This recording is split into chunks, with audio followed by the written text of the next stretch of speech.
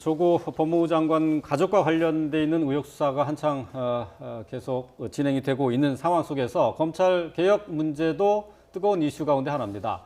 지난 토요일에 서초동 촛불 집회 이후에 문 대통령이 강도 높은 목소리로 검찰 개혁을 지시를 했는데요. 먼저 문 대통령의 얘기를 직접 들어보고 얘기를 계속 이어가도록 하겠습니다. 검찰총장에게도 지시합니다. 국민으로부터 신뢰받는 권력기관이 될 수 있는 방안을 조속히 마련해 제시해 주길 바랍니다. 네. 자, 검찰총장에게 지시한다라는 상당히 이례적인 발언으로 강하게 검찰 개혁을 압박했는데 바로 그 다음 날 윤석열 총장이 개혁 방안을 내놨어요. 네. 예, 특수부 세 곳을 제외하고는 모두 폐지하는 것을 비롯해서 개혁 방안을 내놨는데 다시 한번 좀 짚어보죠.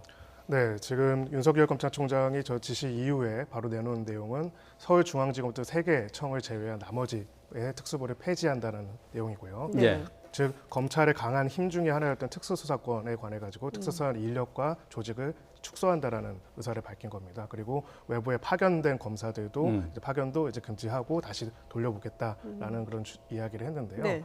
다만 이제 현장에서 이제 검찰들과 경찰들을 많이 바라보는 이제 국민들과 또 변호사들의 입장에서는 과연 검찰 개혁이라는 것들의 방점을 어디로 찍고 있고 어떤 거를 지향하는지에 대해서 조금 의문을 들 수밖에 없습니다. 네. 지금 굉장히 정치적으로 민감한 사안에 대해서 정치적 독립성과 중립성을 가져야 한다는 요구가 있고요. 또 한편으로는 수사 과정에서 그리고 고소나 수사건의 어떤 적정한 처리에 있어가지고 인권과 신속을 제대로 존중해 주는 것을 요청하는 부분들이 있는데 어떻게 보면 뭐 여러 가지 나머지 이야기들도 뭐 포토라인 부분에 대해서 재검토를 하고 피의사실 공표에 대해서도 가이드라인을 만들고 여러 가지 이야기들이 있지만은 특수부 수사의 특수부 조직을 축소하는 것보다는 좀 방점이 약한 느낌이 듭니다. 그래서 지금 검찰 개혁에는 크게 검찰의 공정성과 그다음에 검찰이 앞으로 대국민에 관해서 피의자로서 혹은 피해자들을 수사하는 관행에 있어가지고 인권과 배려를 할 수 있는 조직으로 거듭나는 부분이 있는데요. 그 부분에 대한 이야기들은 조금 약하지 않았나라고 그렇게 생각합니다. 김광삼 변호사는 검사 시절에 특수부에서도 활동을 하셨는데 왜 이 특수부가 이렇게 논란이 되는 건가요? 일단 특수부 자체는 이제 우리가 일반적으로 이제 검찰에 이제 형사부, 공판부가 있고 특수부가 있는데 이 형사부는 주로 경찰에서 송치한 사건을 기소하고 공소를 유지를 하는 게 일반적으로 형사부단 말이에요. 네. 특수부 자체는 일반적으로 이제 큰 범죄 우리가 그냥 쉽게 얘기하면 그리고 재벌이랄지 아니면 권력이랄지 고위직 공무원이랄지 이런 수사를 직접 검찰에서 하는 거예요. 그러니까 경찰에서 한 걸 맡아서 하는 게 아니고 그런 걸 우리가 인지수사라고 합니다. 그런데 이제 특별수사에 대한 축소를 하고 폐지를 한다는 게 왜 문제가 되냐면 이제까지 검찰이 설립 이후에 검찰이 생긴 이후에 이제 권력의 어떤 신여 하수인 그런 비난을 많이 받았던 이유 중에 하나가 특히 이제 대검 중수부가 있었고 대검 중수부 지금 폐지됐습니다만 그렇죠. 그 대검 중수부를 대체하는 게 서울중앙지검 특수부거든요. 이 특수부 자체가 사실은 공정성과 독립성을 정치적 중립성을 가지고 수사를 해야 하는데 정권의 입맞춤을 수사를 했던 거예요. 그래서 거기에 대한 특히 현 정부의 좀 트라우마가 좀 있죠. 그래서 만약 검찰이 직접 수사하는 걸 축소하게 되면 결과적으로 어떠한 정권으로부터 청탁받은 수사 이런 걸 할 수가 없다는 거죠. 그래서 검찰 자체에 대해서 일단 제일 중요한 게 공정성, 독립성, 정치적 중립성 아니겠습니까? 근데 이제 그 부분에 관한 것은 사실은 패스트 트랙에 올라가 있어요.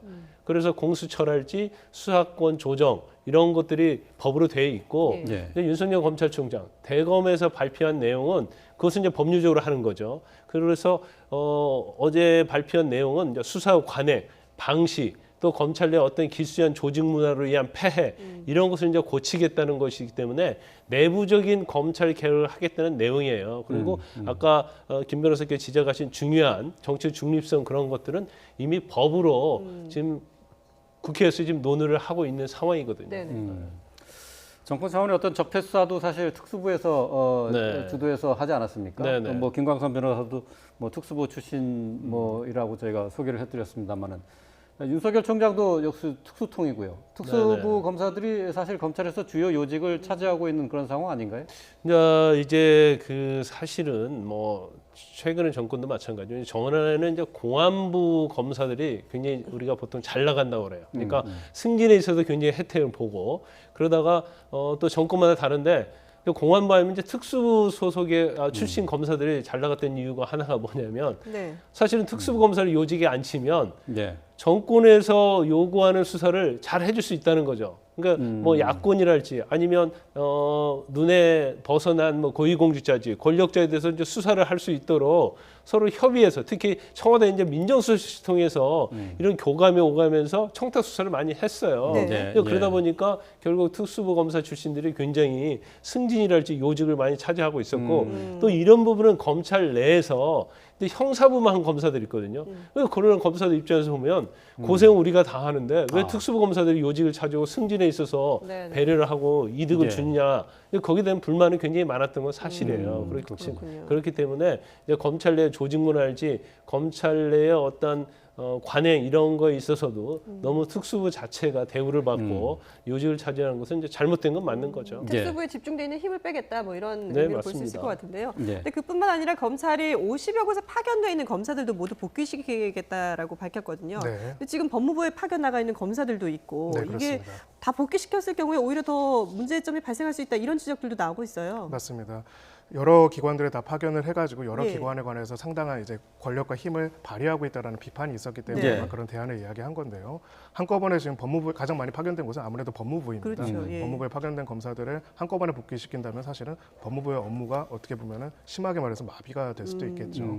예, 그래서 이 부분에 대해서는 완급을 조정할 것 같고요. 네. 일단은 전체적인 총론적인 입장은 밝혔지만은 완급을 조절한 것 같고 이제 가장 중요한 부분은 이제 윤석열 총장으로서는 검찰 개혁안을 저렇게 바로 내놓은 이유는 지금 관련된 수사와 여러 가지 조국 장관 관련된 수사와 여러 가지 부분들에 대해 가지고 정치적 중립성 혹은 검찰 개혁에 저항하려는 것이 아니라는 비판에 대해서 그것이 아니라 검찰 개혁은 검찰 개혁대로 소임을 다하고 수사는 수사대로 공정하게 하겠다라는 일종의 무언의 메시지를 던진 것이라고 생각을 합니다. 예. 예. 근데 이제 검찰하고 이제 법무부가 지금 굉장히 대립돼 있잖아요. 네. 특히 이제 조국 장관 임명과 관련해서 검찰이 수사를 하고 있기 때문에 대립되는데 이제 법무부와 검찰에 있어서 가장 중요한 부분은 법무부가 감찰권을 가지고 있는 거고요. 그다음에 인사권을 가지고 있어요. 그러니까 굉장히 대단한 거죠. 그런데 이제까지는 이제 관행적으로 인사권 자체는 검찰총장하고 대검하고 법무부가 협의를 해서 이루어졌거든요. 네. 그러면 향후에 있어서 과연 협의가 없이 법무부에서 그냥 일방적으로 인사권을 행사할 수 있느냐?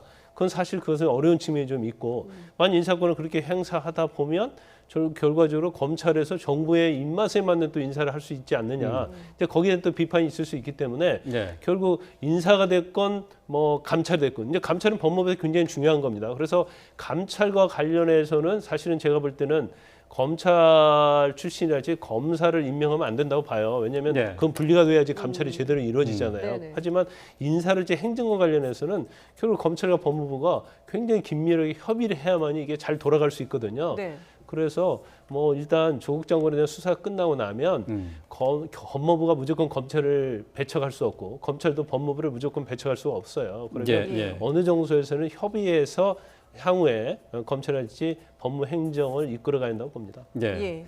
자, 이제 조국 장관과 관련돼서 이제 정경심 교수 소환을 앞두고 있는데 말이죠.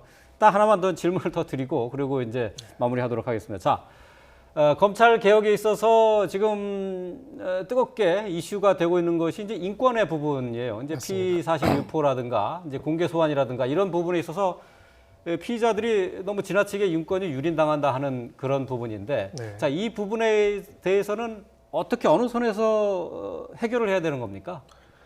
저희가 그러니까 검찰의 수사가 완전히 끝날 때까지는 아무것도 몰라야 된다는 것인지 어떻게 해야 되는 것인지. 그럴 때는 저희는 우리 헌법의 기본 원칙으로 돌아가야 한다고 생각을 합니다.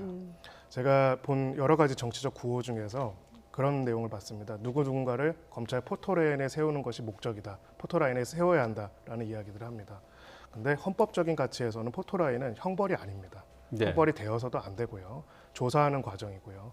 때로는 저희가 어떻게 보면 민주주의적인 절차와 인권을 존중하는 형태에서 진실을 밝히고 범죄를 밝히는 데는 상당히 많은 시간과 그리고 기다림이 필요한 부분이 있습니다. 우리 사회는 그동안 검찰 단계에서 많은 것들을 맡겼고 검찰 네. 단계에서 포토라인을 쓰는 것만으로 정의가 실현되는 것을 봤기 때문에 바로 그런 부분들이 검찰의 권력을 과대하게 만들었고 그런 부분들이 저희들이 이 수사 과정에서 많은 불미스럽고 또 피의자나 혹은 피해자들이 사망하는 사건들도 벌어지지 않았습니까? 예. 그런 부분들이 있었다는 점에서 사실은 이 수사가 본격화되기 전에 2019년 1월달 올해 초에 예. 대한변협과 이제 대검찰청이 같이 이 포토라인, 이 피의자에 관한 정보를 공개하는 거에 대해서 과연 이대로가 좋은지에 대한 검토를 했었고 네. 네. 당시 검찰로서도 가이드라인을 만들어가지고 개선하겠다는 이야기들을 했습니다.